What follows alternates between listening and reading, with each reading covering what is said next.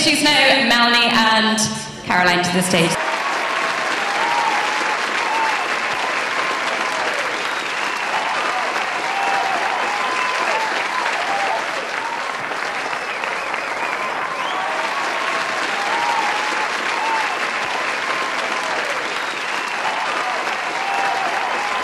I think they know who you are. Oh my God. What a super reception. Thank you so much. I didn't get as good a reception as that when I got married. Thank you for coming over, Caroline. Welcome for having me.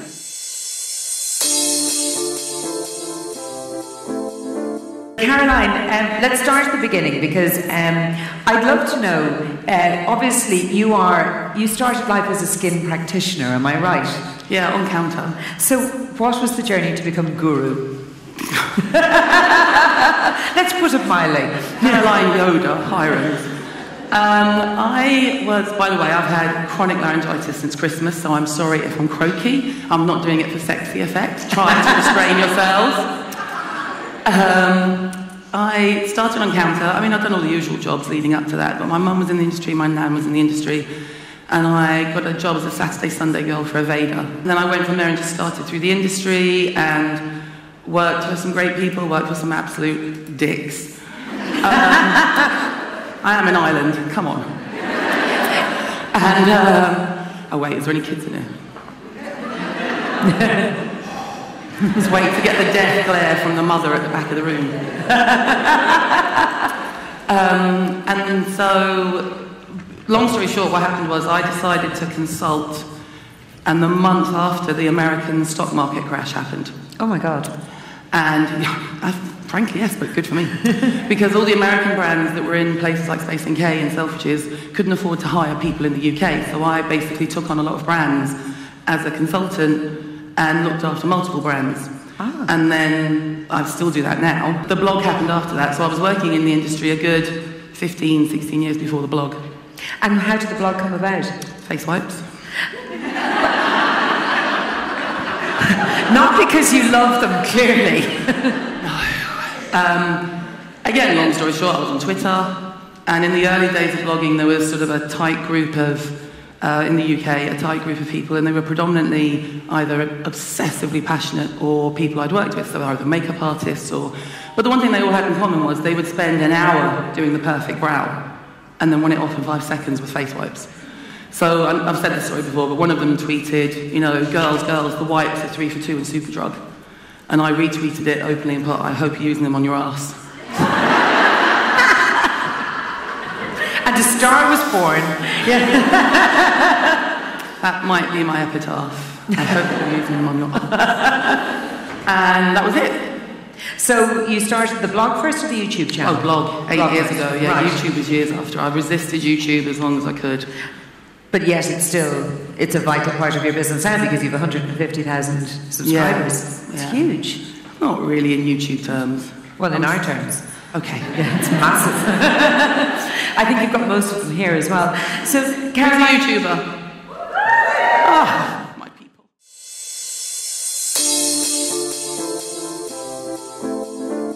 So, you've been associated with Cloud 10 for a good few years. Yeah. B, as I call her, here's the mortifying, embarrassing thing, do not put this on social media. Tells everyone how B's name's pronounced. Blonde. I called her Blenaid for years. I thought I was doing well. This is the woman who was teaching Americans how to say Siobhan and Neve. Siobhan. I'm like, Siobhan, you idiot. So now I call her B. Yeah. So B, she was like, oh, Blonde. I went, I've been saying her name wrong. Brought me over to do an event on a much smaller scale than this in the early years of Cloud 10. Mm-hmm. But Dublin is my second biggest audience after London. Ah. Yeah, I was just like going through and it said New York, and there's quite sizable chunks. It's London, Dublin, New York. Wow. Not even the Scousers compete. Disloyal bastards. But Cloud 10 obviously has all the products that you particularly love, as opposed to the sort of big international brands or whatever. Yeah. Isn't that, you know, a huge plus? Yeah, well, I just like the edit. I like an online edit, and they do it really well. So, and they're nice people. It's always important. Don't be a Yeah, there you go, absolutely.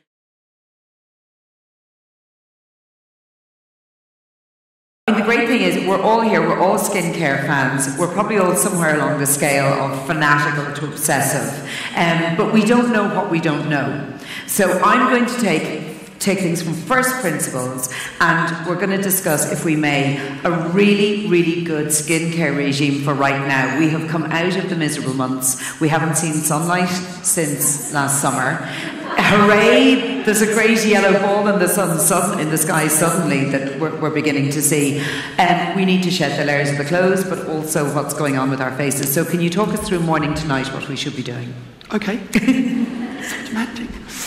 Well, the first thing you should do is, the Irish audience do two things. They're SPF shy, and you're all dehydrated to Jesus. So, it's not an insult, don't mind. There's a lot of fans of exfoliating, but maybe not in a particularly gentle fashion. I don't know if that's fair to say. I can see nodding heads. So, make sure you're using your SPF. Right. If it's cloudy, it doesn't mean you don't need it, especially because most of you are so pale. Just a round of hands, who's pale and ginger? Welcome to Dublin. Yeah. Your people. Yeah. So get your SPF out, people. And it's usually the 20-year-olds that are like, oh, I don't need it, my skin's fine. And I'm like, well, when you get to my age, all you're going to have is pigmentation. Yeah. Or if you're a ginge, I love a ginge, by the way. It's always a compliment. You'll be extra freckly. Yeah. So SPF, and then you have to, the thing is with SPF, it's designed to stick to the face like glue. So you have to wash it off properly. And so that could be anything from, depending on where you live and your means and how many you can afford, and not everyone needs 700 cleansers.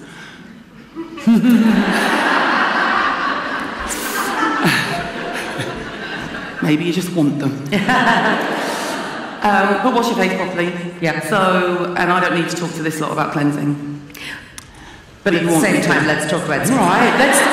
I'll tell you why. We all don't need 700 cleansers, but we need maybe 2 or 3 that we can really rely on to either cleanse in the morning or to get... This one's quite good. Ren Clear Calm is great for mornings because it's really refreshing. It's good for all skins, except for maybe a super rosacea sensitive, but most skins can tolerate it. And it's kind of a wet clay cleanser. It's not heavy at all, and it washes off really well. I wouldn't use it around the eye. You'd be like, Jesus. Mine is great if you haven't used it. A bit rude. Tell us a story about it because it's won so many awards already. To be honest, it kind of just came out of, I was always talking about double cleansing on the blog, and I would take 2 cleansers with me when I travelled, and it would always be first cleanse and second cleanse, or second cleanse that doubles up as a first cleanse in the morning, or anything like that. And so it kind of was born out of that. It just, and I've had constant communication with my audience for 8 years, so it's the perfect market research. So I knew it had to be, I don't do sort of clean, but I knew I didn't want it to be full of just filler. Right. It had to be fragrance free, it had to be vegan, it's tested on me, not on rabbits, well, so it's kind of still technically tested on an animal. And I just wanted it to be something that would annihilate makeup, but also side 2 would be a bit more gentle and something you can use AM or PM. So side 1 is kind of balmy. Yeah, balm is a sort of good, it's like lard, basically. Right. But it washes off much easier than lard. Yeah. And will destroy your makeup, destroy SPF, and then side 2 is designed to clean your skin. Right. So, but your original question was the whole routine. And then acids, if you haven't, has everyone used an acid?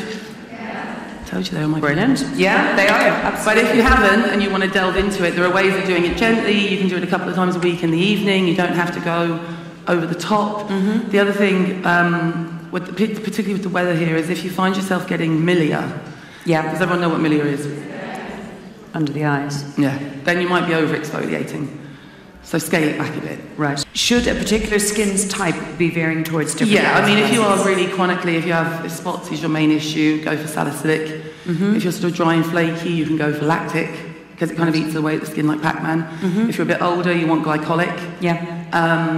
But in theory, all skins can use all types, because obviously a lot of them are going to be fairly mild. It's just that you're using a little bit every day.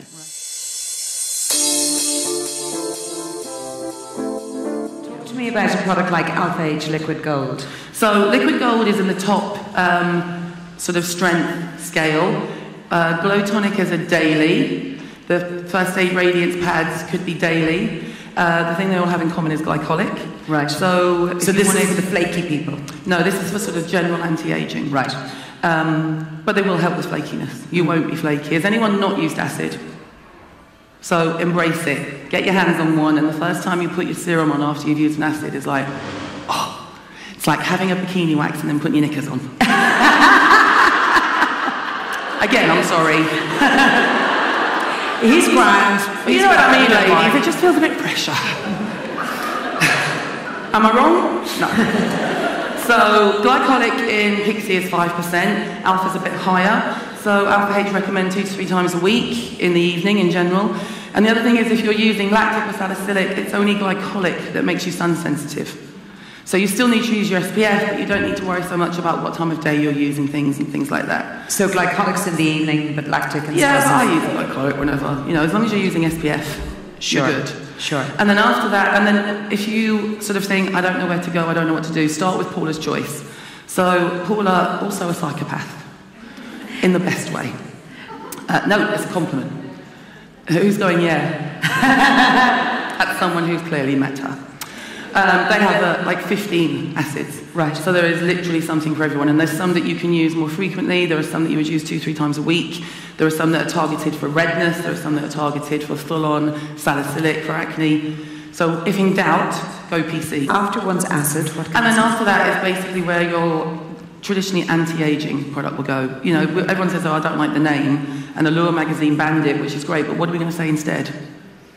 Yeah. Kind of everyone goes, oh, it's useful. I'm it's like, the well, thing, yeah, it should be helping us with the anti-aging. I kind of get but you know, if I say anti-aging, you know what I mean. But at this time of year, and especially with the skins I traditionally see in Ireland, I would go hyaluronic acid. Right. So hyaluronic acid is going to give you an immediate result on your skin. There are loads of different variations. There are some that are more expensive, which contain varying molecular weights of hyaluronic acid. And there are some that only contain a couple, but they're really beautiful formulas. Right. So it depends. And Cloud 10 has loads. You've got Pestle and Mortar, you've got, again, Paula's Choice, you've got Neod, so you can have your pick. Can you explain just briefly the difference in why you need different molecules? Yeah, they're generally, the cheaper the hyaluronic acid, the fewer sort of options you have. It's usually a heavier weight molecular hyaluronic acid, because it's a bit sort of like a bandage on the top of your skin. You put it on, your skin feels lovely, it sort of hydrates the top layer, and you think, oh, look at me. But long term, you're better off going for something that has a bit more oomph to it. So, because if you think of pouring, you know, if you see a jar full of marbles, a glass full of marbles, and you pour sand into it, it fits all the crevices. If you think about it in that analogy, hyaluronic acid does the same thing to the skin. So the different sizes are what actually penetrate. So you, a little bit like you were saying before about like balloons or bubbles, you need different sizes. Yeah, when you know, if you're a kid and you used to blow bubbles, every bubble that came out was a different size. It's a bit like that with hyaluronic acid. That's what you want. You want some different sizes on the skin. Brilliant. And that's going to give you an instant hit of hydration. It's an instant hit of moisture, which you need. And if you're dehydrated, that's your number one buy. Great, great. And then after that, would you look at something maybe to brighten your skin? Yeah, it depends on, again, your age and your lifestyle, but most people can be on a vitamin C kick. If you are going to use vitamin C, it would go before the hyaluronic acid, just to confuse you. I know.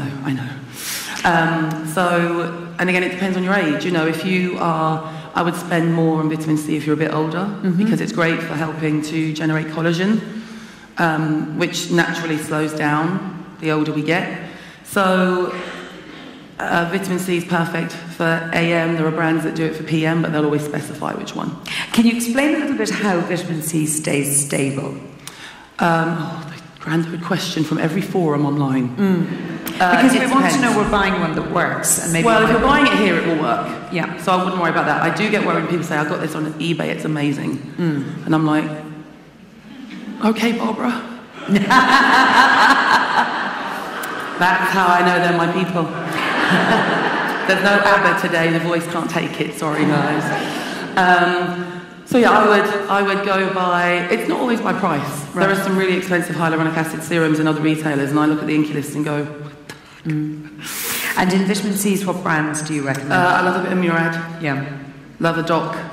I think it depends. Again, you can always go by your budget. Paula's Choice does a vitamin C, you know. So always, I would go by, when you're buying key anti-aging ingredients like vitamin C and retinoids, get them from people who give a shit about your skin.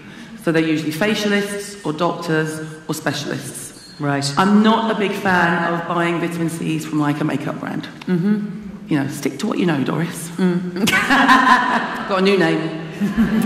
Yeah, there are some makeup brands that do good skincare, but not many, and that's because there's a particular reason. Yeah. You know, Dr. Murad's not bringing out a foundation anytime soon. Well, let's talk about retinol, because it is an ingredient that keeps coming back as a skincare hero all the time, isn't it? It was originally founded for acne treatment, am I right? Yeah, prescription retinoid was an acne treatment. It's vitamin A, isn't that yeah, vitamin A, and it just gave really good results. So people who would have acne would also have a really good, clear, clarified skin.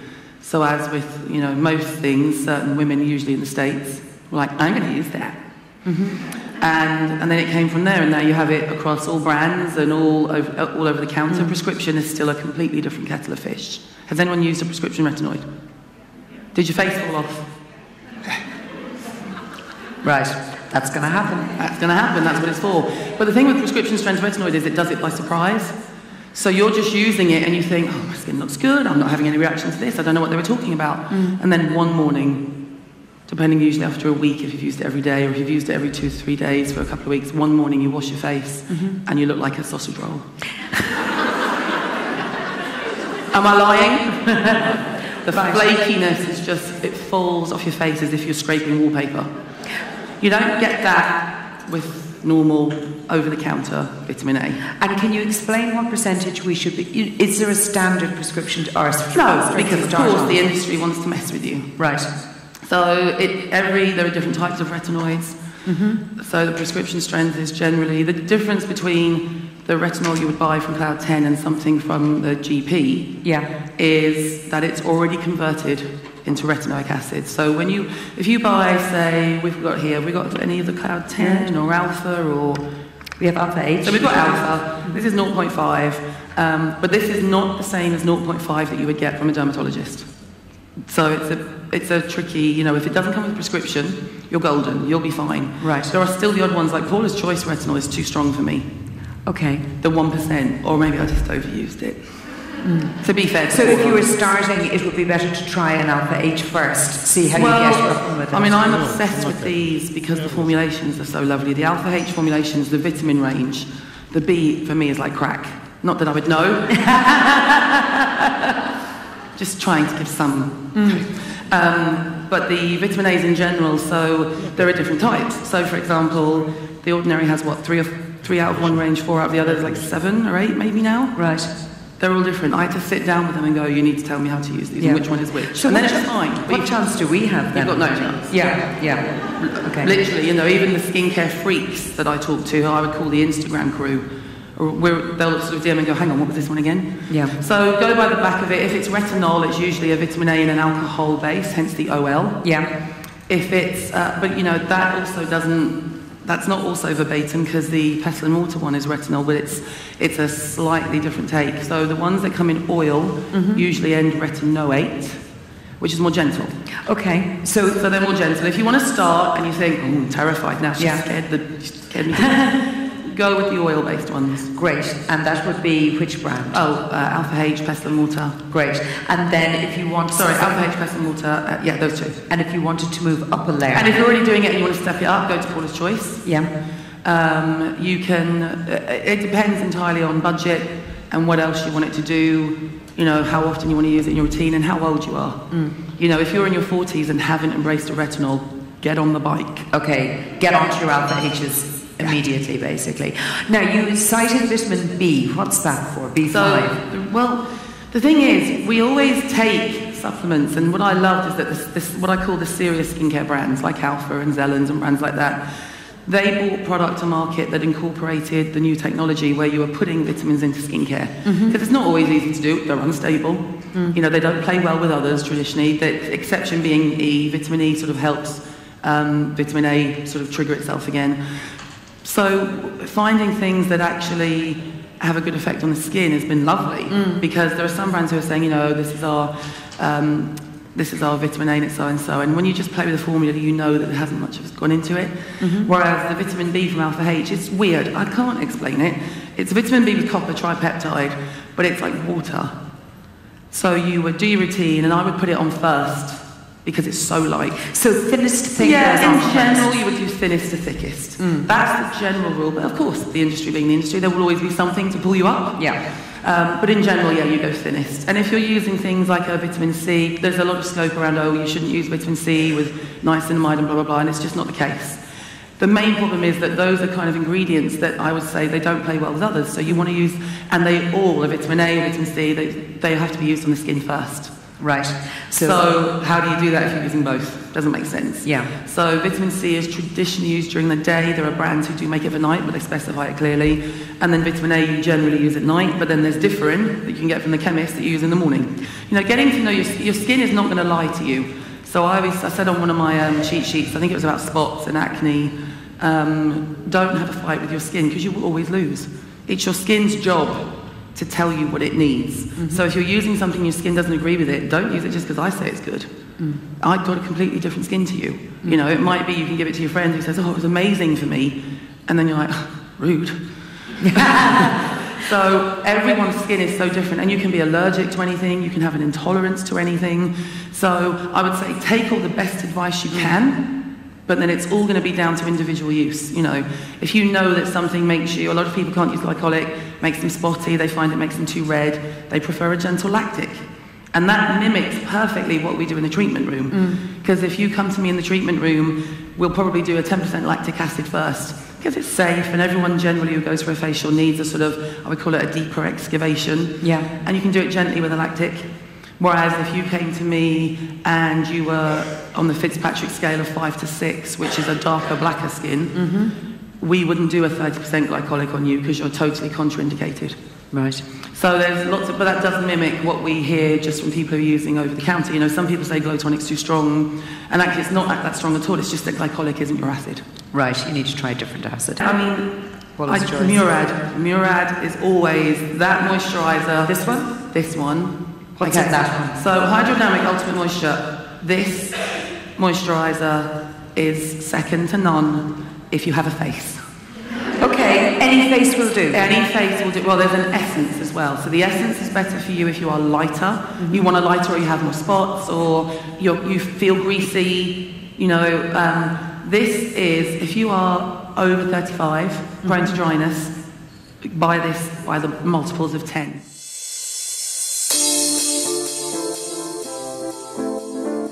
Am I going to die on the island? You will die from happiness, yes. Okay, so I don't know yes, forget that. Okay, so I won't be wearing makeup. So I'm going to do a choice of 2 cleansers depending on your age. How's that? Better? I'll take it. This will be more refreshing. This will be more comforting if you burn while you're watching Simon Le Bon fish. The people who don't follow my blog are like, why is she obsessed with Simon Le Bon? One acid. Oh God, the pressure. It's like trying to pick a favourite kid. Max. It's an in-joke with the family. He's the baby and Ava is Satan. And he's just turned teen. He's too, like, smelly. So the shine has come off. All right, one acid. For ease, I'll probably go First Aid beauty pads because they're already made and they're in cotton wool, and then I could double that up and use the cotton wool to apply my serum. Hyaluronic acid serum. Okay, I know what I'm going to do. I'm sorted. Okay, how many have I got? Wicked. Okay. Hyaluronic acid serum, pestle and water, because I'm going to be dehydrated. Vitamin B, copper tripeptide, just because I love the feel of it, and it's very runny, and it kind of gives your skin this weird glow. I can't explain it. I'm not saying it makes sense. That's not the age. That's not the age. Murad moisturiser. Obs. If it's not here, you can just shout it out. Yeah, but Bay of Self P50, that would be rude. But yeah, P50. But I'll be buried with P50, so that's fine. 1, 2, 3, 4. That's kind of 6. So then I'll throw it in SPF. Paula's Choice something? Well, Paula's Choice, I could do the SPF because she is the queen of SPF. She's obsessed. So Paula's Choice SPF, of which we don't have any here, but yes. Brilliant. So that can be a pretend SPF. Great. So yeah, a good cleanser, a good acid, a really good moisturiser, hyaluronic acid,